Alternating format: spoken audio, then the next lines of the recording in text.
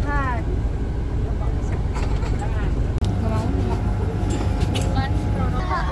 Oh, capek.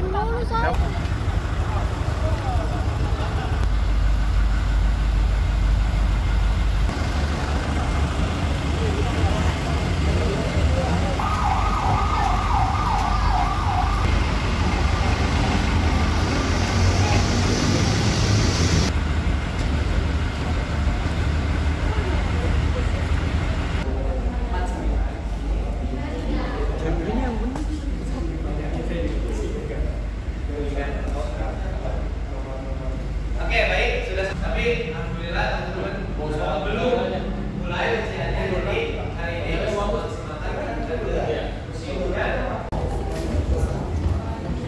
Oke.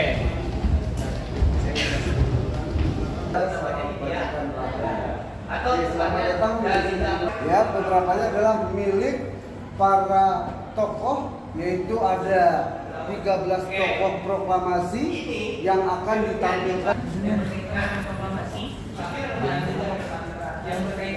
Kita berada di ruang proklamasi.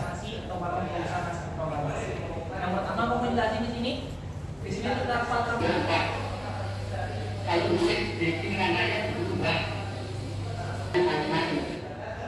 itu adalah potongan wawancara dari Safety Malik pada saat itu. Jadi dibuatkan buku untuk mengartikan rekaman tersebut. Itu dan ini bendera yang dijahit oleh istrinya pada saat itu, karena pada saat Indonesia merdeka pada tahun 1900 seluruh istri atau para atau dibuat oleh istri 35 di halaman rumahnya Bapak Ibu Sekretari di Maluku. Kemudian di sebelah sana kalau pasukan di dua di yaitu Bapak Gubernur ini Sarwoji Balkari sama jadi itu tempat Bapak Gubernur DKI Jakarta yang pertama. Ini asli Kak. Nah sebelah kiri patung Bapak Suwiryo patung. Nah cerita kita ini adalah hadir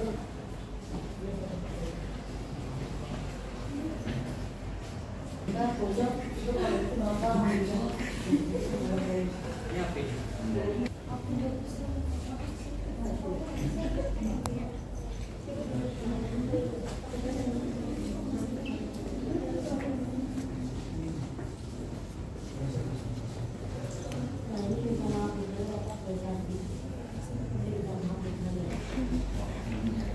salah ya.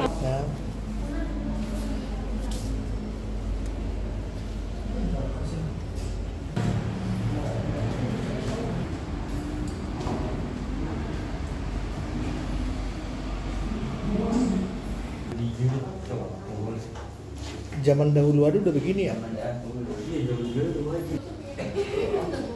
ini kain batiknya Bapak Suwiryo yang boleh dengan kain batik.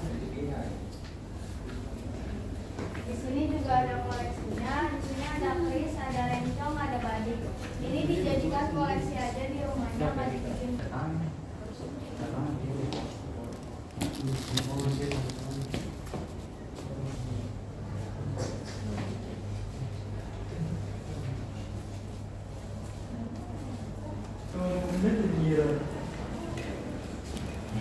Buat perang melawan Belanda.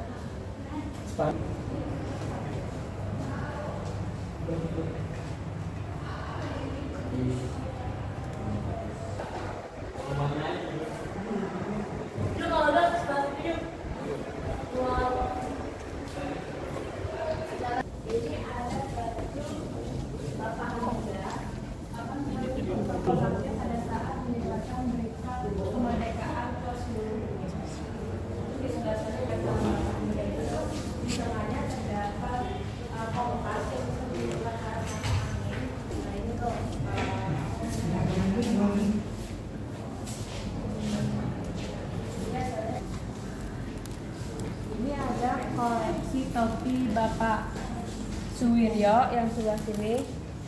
Terus yang ini Bapak Supomo. Nah ini topi yang dipakai pada saat meja bundar di Belanda oleh Bapak Supomo. Nah ini topi sehari-harinya. Terus kalau ini pelakon, ini milik bapak. Ini ada baju toga bapak Supomo. Nah baju toga ini tuh dari Universitas Kuliah Belanda.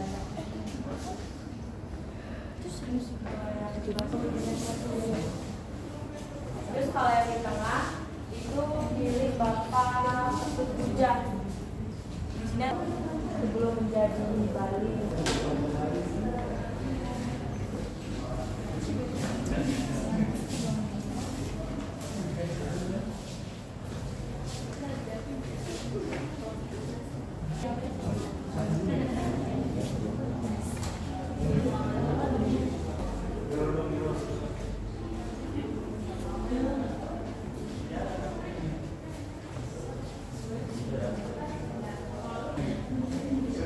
Sebenarnya mereka itu ya, orang-orang Belanda semua ya.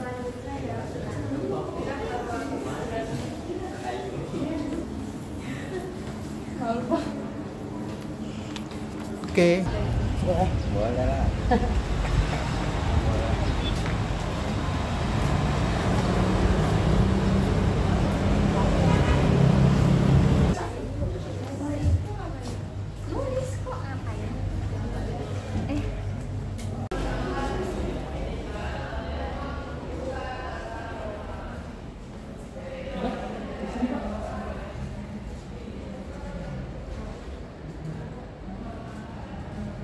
Boleh teman-teman.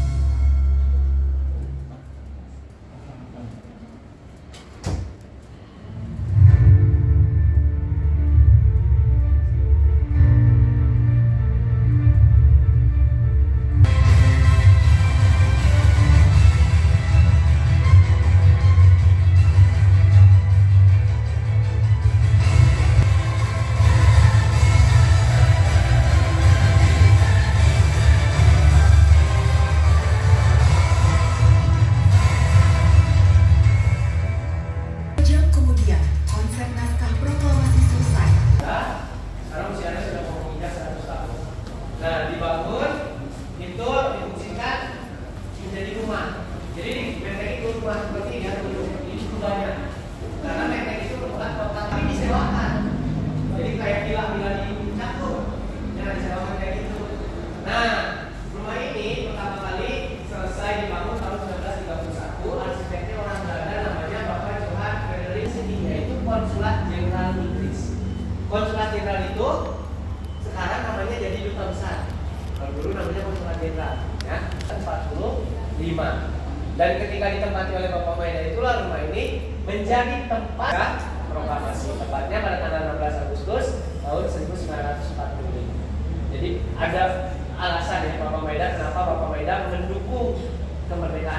Nah saat itu nama Konsulat Jenderal sudah berubah menjadi duta besar. Akhirnya rumah ini ditempati lagi oleh perwakilan dari Inggris, yaitu duta besarnya. Mengontrak rumah ini 20 tahun dari tahun 1961 sampai 1981. Nah kapan jadi museumnya? Jadi museumnya itu diresmikannya baru pada tanggal 24 November tahun 1992. Karena saat itu ada kemungkinan ketika duta besar Inggris atau pihak Inggris ingin memperpanjang, Menteri Pendidikan Indonesia tidak mau kalau rumah ini terus-terusan disewakan. Karena pernah terjadi peristiwa sejarah penting harus jadi museum, makanya digagas kurang lebih 10 tahun. Nah, makanya baru diresmikannya tanggal 24 November 1992. Jadi usia museumnya itu sekitar 32 tahun.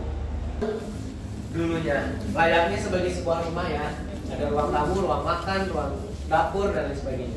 Nah ini ruang tamunya Insinyur Soekarno, Muhammad Hatta dan Ahmad Subarjo. Betul. Nah sekarang kita namakan ruangan pertama ini adalah ruang pertemuan dengan Maeda. Jadi ada 4 ruangan ya di lantai 1 itu. Ruangan pertamanya adalah ruang pertemuan dengan Maeda. Nah Bapak Maeda menyambut 3 orang tokoh yang akan merumuskan naskah proklamasi karena mereka di Jakarta tidak mendapatkan tempat untuk rapat. Tadi udah nonton video kan? Ya. Nah, karena ada apa? Baru saja tiba dari Rengas Dengklok setelah peristiwa penculikan itu ya ke Jakarta itu jam 10 lewat, sehingga semua tempat ada hotel Maeda meminta izin menggunakan rumah Bapak Maeda. Ternyata Bapak Maeda menyambut baik ya. Silakan. Dengan senang hati saya mengizinkan rumah saya digunakan. Silakan tokoh-tokoh datang ke rumah saya dan saya akan jamin keamanan dan keselamatan tokoh-tokoh semua. Akhirnya datang ke sini, disambutlah di ruangan ini. Bapak Maeda duduk di kursi yang ini. Ahmad Subarjo di sebelah sana sebagai penghubung. Karena kan Bapak Subarjo yang kenal dengan Bapak Maeda. Di sini Muhammad Hatta dan Insinyur Soekarno. Dan satu lagi di sini, karena yang berkomunikasi itu dua orang dari negara yang berbeda. Maksudnya Bapak Maeda orang Jepang, Soekarno Hatta itu orang Indonesia ya. Bahasanya kan berbeda. Nah, di sini ada asisten Bapak Maeda sekaligus perwakilan dari pihak Jepang yang bertugas sebagai juru bicara sekaligus penerjemah. Namanya Bapak Miyoshi. Miyoshi Sungkichiro namanya. Tapi di Bapak Miyoshi aja cukup. Nah, Bung Karno menyampaikan maksud dan tujuan utamanya datang ke sini.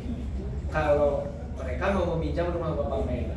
Walaupun sebelumnya Bung Karno menyampaikan kalau bertanya ya kepada Bapak Maeda terkait dengan berita kekalahan Jepang benar atau tidak. Ya betul, Jepang sudah kalah.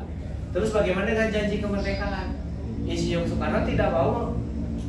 Insinyur Soekarno, Bapak Maeda tidak bisa memberikan keputusan terkait janji kemerdekaan yang sudah diberikan oleh Jepang.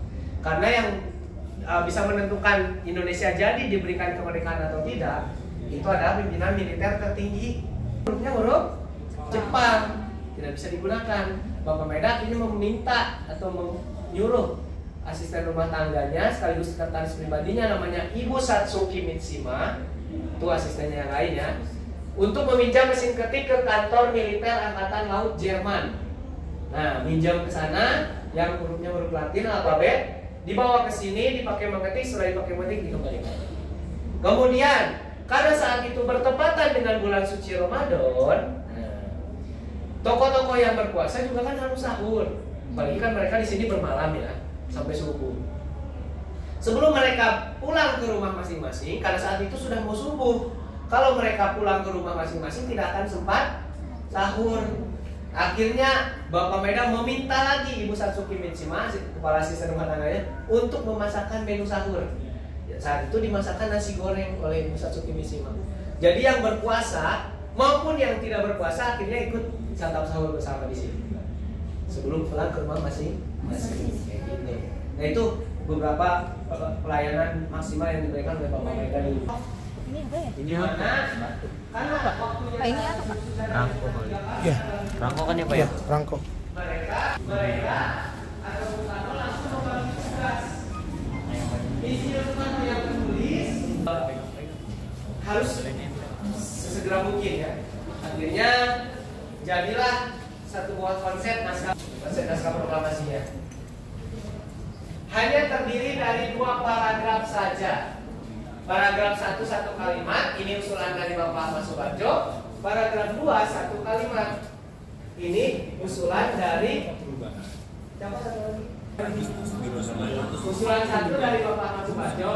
Usulan 2 ini paragraf 2 usulan dari diskusi berdebat, menentukan kata dan istilah yang tepat dan sesuai dengan kondisi saat itu. Apa aja yang dicoret? Yang pertama kata penyerahan dicoret, diganti menjadi kata pengambilan. Kata pengambilan dirasa masih kurang tepat, dicoret lagi. Dipilih kata pemindahan, kata yang paling netral dan paling aman saat itu untuk digunakan. Satu lagi adalah kata diusahakan, dicoret, karena kata diusahakan itu konotasinya mengarah kepada sesuatu hal yang belum pasti, ya kan? Iya. Nah, sementara kemerdekaan itu pasti dan harus terjadi, bahkan tidak ada waktu lagi kan, sudah sangat mepet waktunya. Makanya digunakanlah kata diselenggarakan.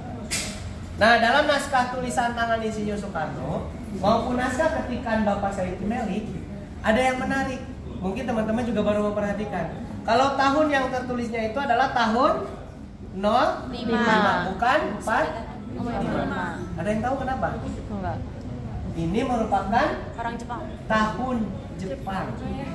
Jadi ketika Jepang menjajah Indonesia, Jepang itu menerapkan sistem kalender Jepang, ya. Jadi kalender yang diterapkan di Indonesia saat itu kalender Jepang. Ada 3 jenis kalender.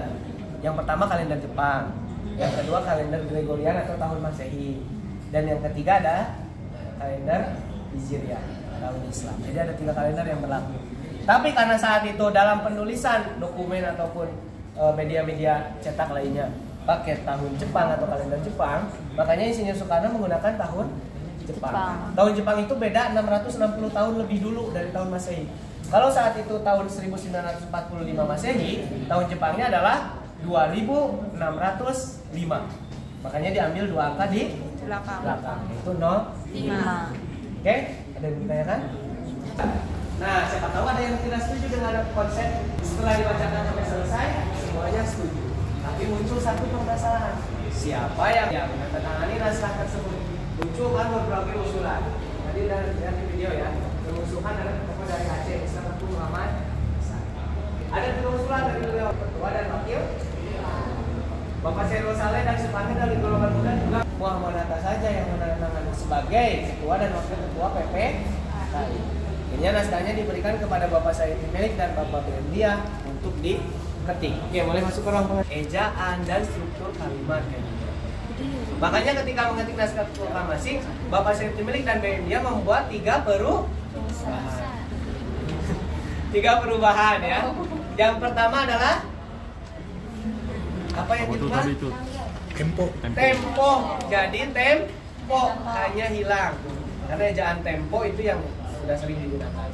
Yang kedua adalah penulisan tanggal. Kan Bung Karno singkat tuh nulisnya, ditulisnya lengkap. Hari 17 bulan 8 tahun 05. Satu lagi adalah kata wakil-wakil bangsa Indonesia menjadi atas nama bangsa Indonesia Soekarno.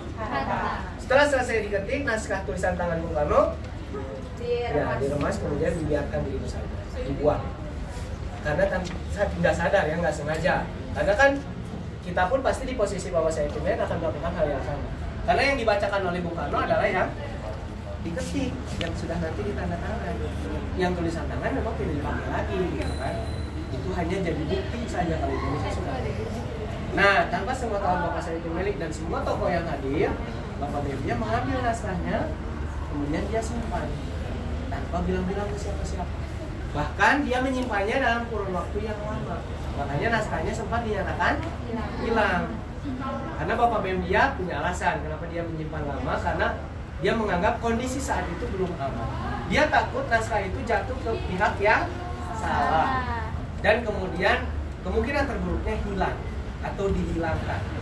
Nah itu